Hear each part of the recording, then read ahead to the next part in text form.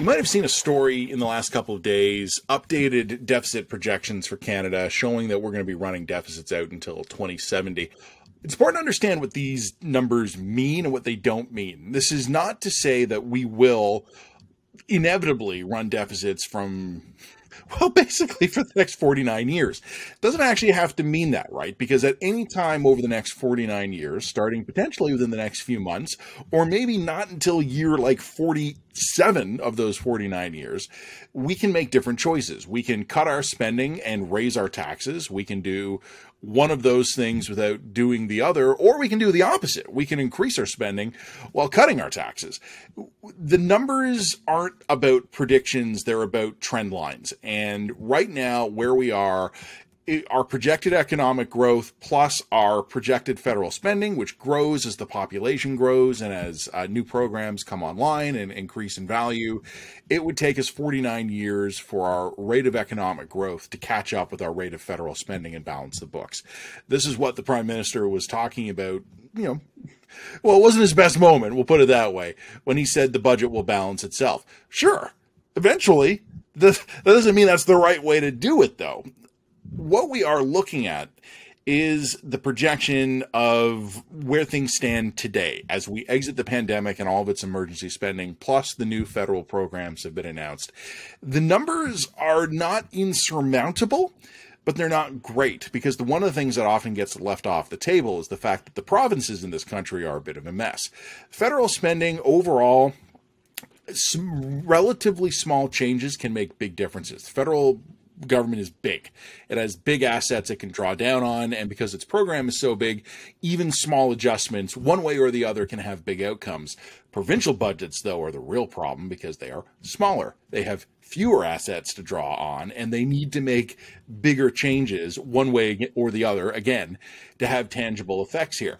Canadians aren't ready for what's coming at them here. We are not right now fundamentally balanced in our federal spending. We could get there. We could chop the spending. We could raise some revenues. This is not an unfixable problem. The provinces are I hesitate to say unfixable because I'm naturally an optimist, but let's just say the difficult to fix problem here. I don't mean to be the bad news guys here. I'm about to start a vacation. So personally, I'm in a great mood today. But there is bad news we're all going to have to wrap our minds around, which is that we have over multiple generations not budgeted things in a sustainable way. I live in the province of Ontario, where if we're not careful, the healthcare budget is going to eat the entire provincial revenue stream. And something I like to remind people, this is just, I'm really fun at parties because I always bring the optimism. In the province of Ontario, as just one example, other provinces are similar. We spend huge amounts of money on healthcare. We have to borrow huge amounts of money because provincial revenues don't actually balance. And the healthcare system is still kind of garbage. No disrespect to all the frontline healthcare workers. You guys are doing your best. I admire that. But let's not kid ourselves. COVID has revealed real fundamental problems in our healthcare system. It's too small, it's too slow, it's too inefficient, and it has lousy outcomes. So the healthcare system we as Canadians are willing to pay for and then have to borrow a bunch of extra money to top that up with is still only delivering mediocre results.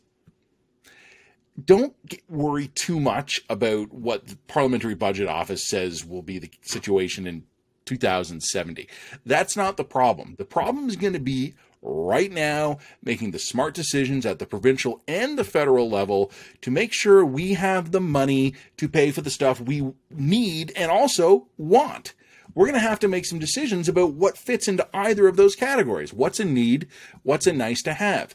This is something we aren't good at in this country. Time is not on our side. This is only going to get harder as time goes on.